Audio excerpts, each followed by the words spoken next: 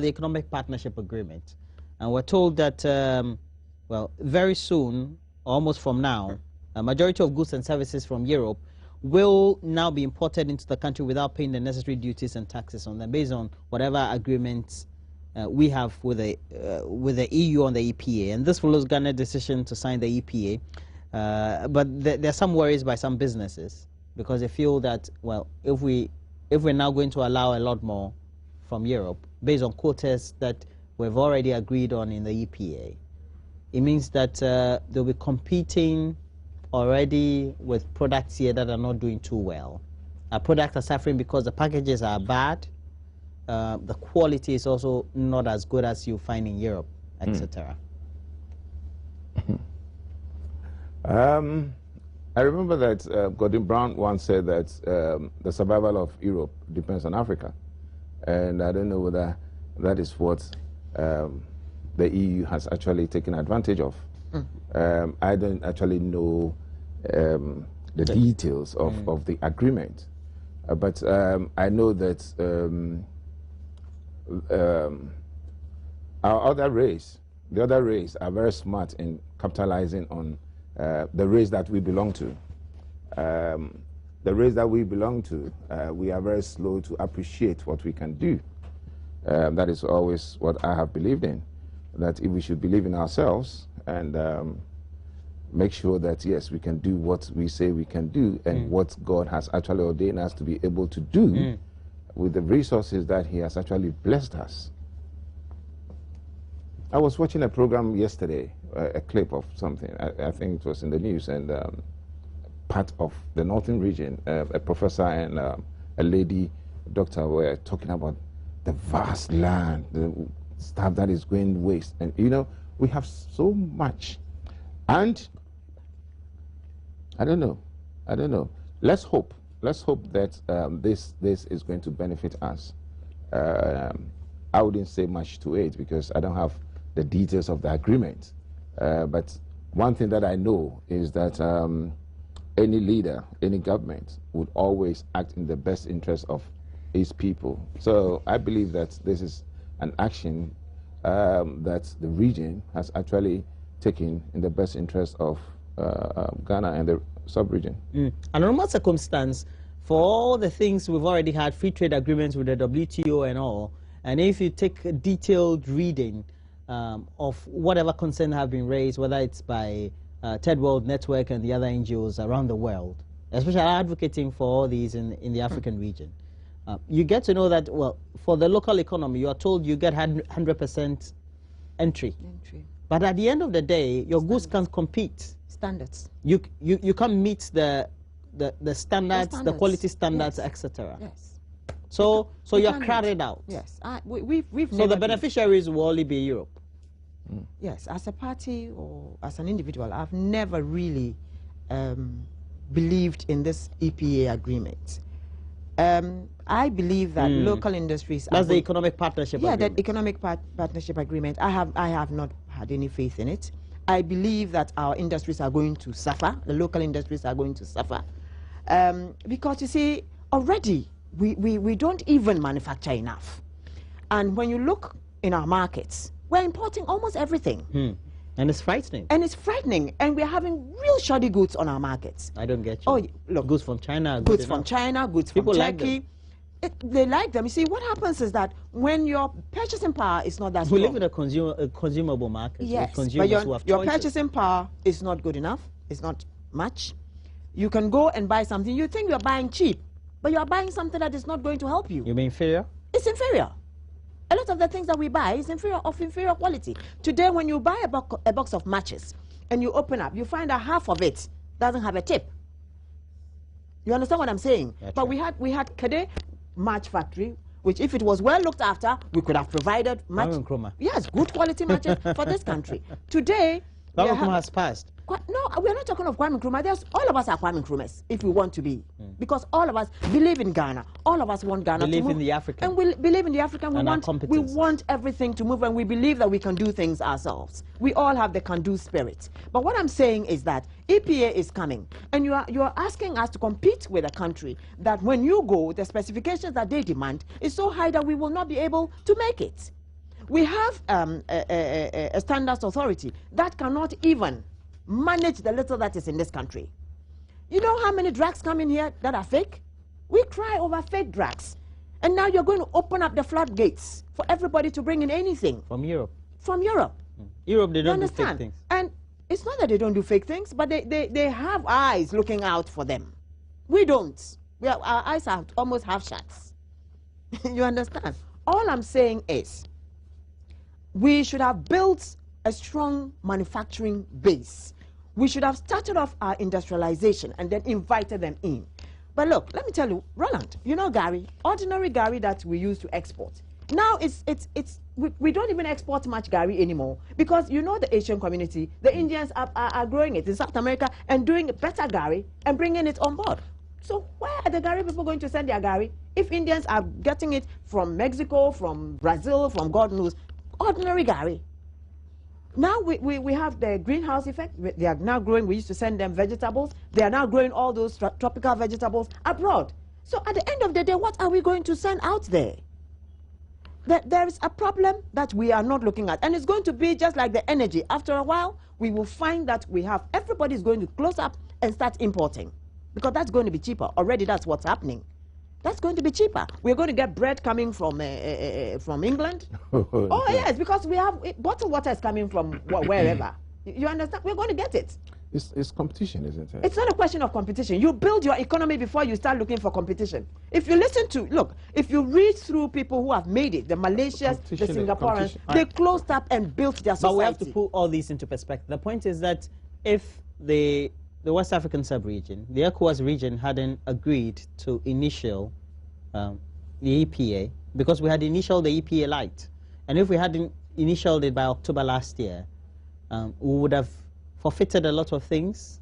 As like far as what? we're concerned, there are details that are all in there in terms of funding and getting access. That's true. And all that. So at the end of by the close of a decade, our economies, well, reservedly based on what has been written about the EPA, would have shrunk in many respects.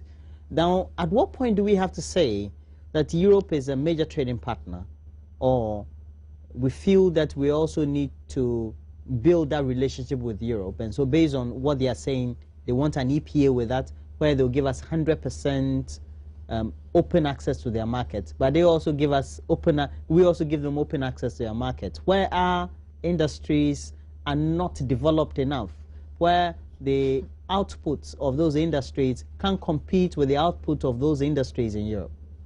So, well, basically, you look at the whole thing, and I believe that we are at a disadvantage anyway. A total disadvantage. We are at a disadvantage. That's the bottom line. That's the bottom line. We are at a disadvantage. You see, I keep saying it. They are smarter.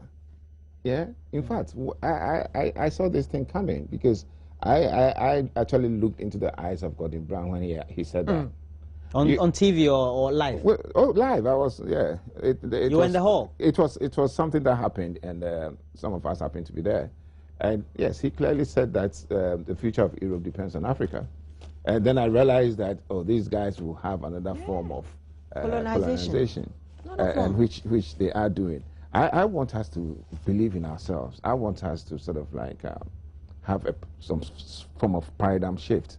I want us to sort of like go on and follow the kind of passion that the current President Mahama, is telling us to put into us patronizing homemade stuff and see how best we can actually move the economy forward.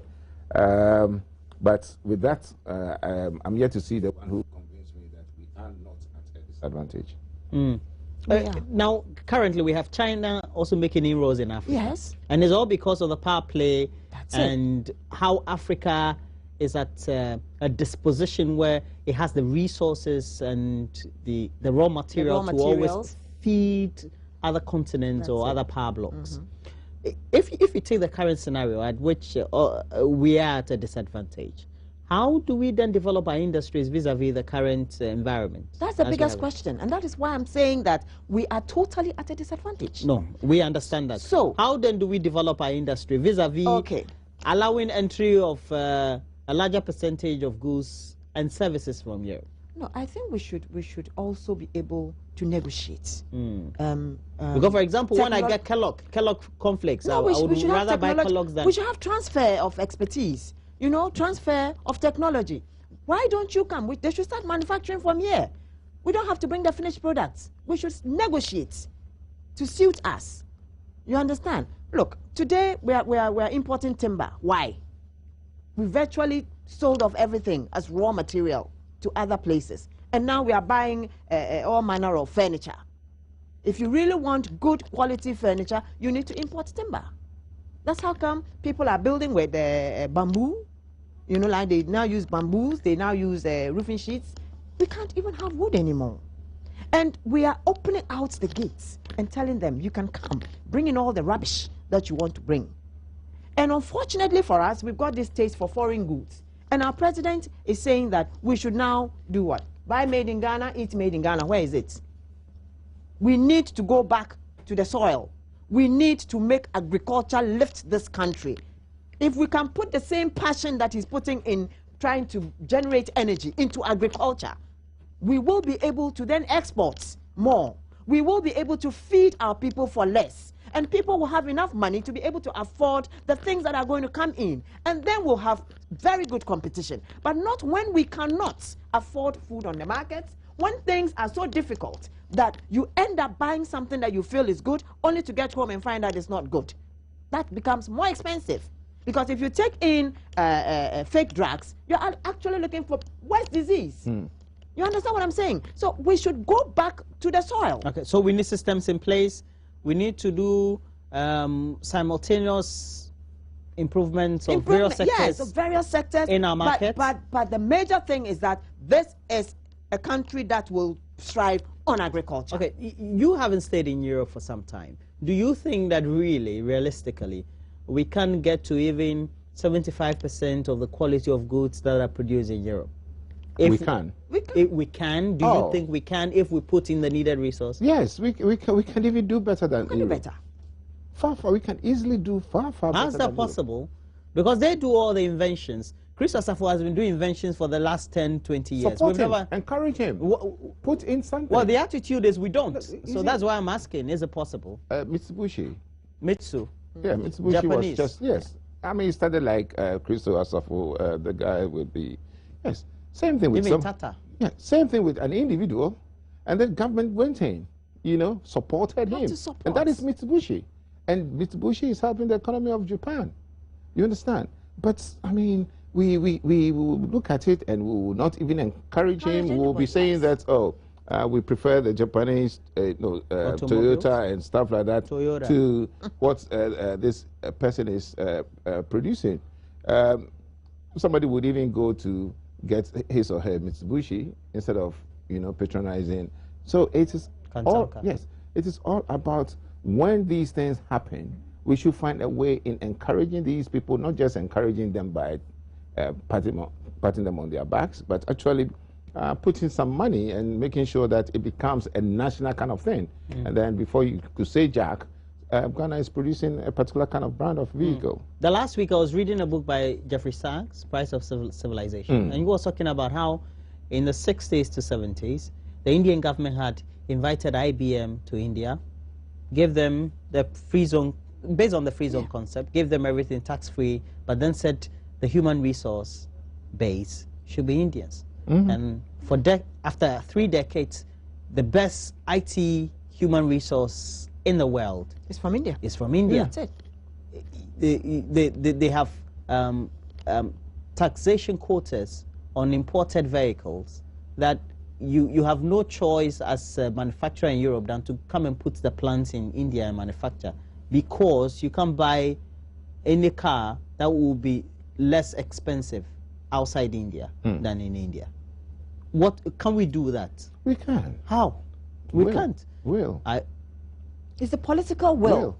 You see, when we within the current context of the geopolitical atmosphere we have in the world, our dependence. Yes, we are independent, but at the same time, our dependence, but for we are budgetary independent, support, but we are interdependent. But you have to look at that interdependency up to a certain level. You can't just say that, hey, I must sell my birthright because you are more in certain terms than I am, you can also have a system where you would research more into where you would want to get to, you would like to get to as a country, yeah, in the next 10, 15 years, and make sure that you put certain things in place. Because at the end of the day, it's a give and take kind of thing. And it will depend on the will that you have, and that will determine how much you want to bargain for. And I believe that Africa has a whole lot of resources. We are so blessed that that's the mantra. sort of, yeah, the sort of but power. that has not manifested. Look, we have that bargaining power. Officer, if you don't eat, you don't grow. So whatever is there for them as industries, they don't get the raw materials, they're not going to function. And they have realized that the raw materials are in Africa. Have always been in Africa. You understand? So at the being end of the day, exploited for hundreds of years, Yes. but still, Yeah. a lot more is still available. Yeah, but Roland, I think that we must What should be the also- thinking? We must also take technical education seriously. We must, as a country. By the look of things, it doesn't look like we are. We are not. We have to take technical education seriously. Because you see, technology now is moving so fast ahead of us that if we're going to even open out your country and they come, we don't even have the personnel to work. We don't. We are not literate enough when it comes to technology, honestly. And we have young people walking our streets, young people prostituting in places, and we cannot harness these young brains to at least to manufacture little things. And we still think that we have a youth policy in this country. We still believe that we are getting on as a country with welfareism. It doesn't work. Times have changed. Socialism, yes. Welfareism, to some extent, you must curb it. We must try to make our people work. And technology is fast approaching. We must go technical. That's the whole thing. So I will urge that instead of us building all these schools into seniors, high schools, we must Even the attach- technical polytechnics are now Yes, being I turned mean, into universities. can you believe Like, that? With degrees. with degrees for them to sit in A offices. technical degree. Can you imagine? Those who come from the leading science university we have in our country don't have only see sample engines. That's it. They don't work on the engines. They don't work practically. on nothing. They can't repair their. You have an electrical engineer who comes out of the university and cannot repair his own iron.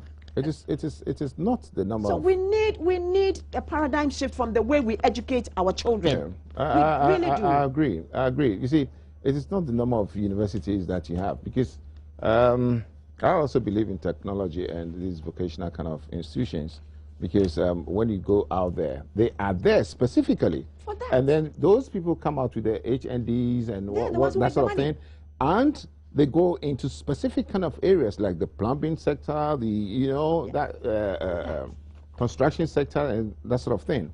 If you look at Ghana, for example, I think we have how many? So many, about 70 or 80 university colleges. Yeah. So And I think some of these university colleges have been around for over 20 years. So why is it that they are still colleges and not full-fledged universities? support. It's not necessarily the support. Do they still not even making the effort to meet the criteria that will give them the accreditation to become full-fledged universities? Well, I guess sometimes it's difficult for some of them. It's not that easy to get accreditation in this country. Well, if it's What I difficult think- for some of them, why It's are all they about still- meeting standards. No, is no. that Why not it? are they still popping up? Are the KNUSTs, the No. UCCs, and the University of Ghana also trying to make money out of these people who just want to run certain courses for them? You see, you see the whole thing. I'm not You're worried an about- educationist, right? Yeah, the whole thing. You're an educationist? Yes, the whole thing. I mean, you have to look at it carefully. It's a joke. To be very honest with you, It's just a money-making... it's a young money-making kind venture. of thing. That's a serious allegation. No, it's not an allegation. It's an observation. Okay. You understand? Sorry. It's an observation. Because you ask yourself, for all these years, why do we have so many university colleges and still others are popping up? Why has it taken somebody all these years still not meeting the criteria to become a full-fledged university and still existing? Don't we have Okay. timelines? Give me 5 minutes. Let's discuss something. Have you ever employed somebody who went to, let's say, give me some of these universities, and they come out with first class and they can't work? It can't work, yes. Have you ever You employed mean any? from those accredited ones? They are accredited, but they don't. Oh, they can't yeah. work.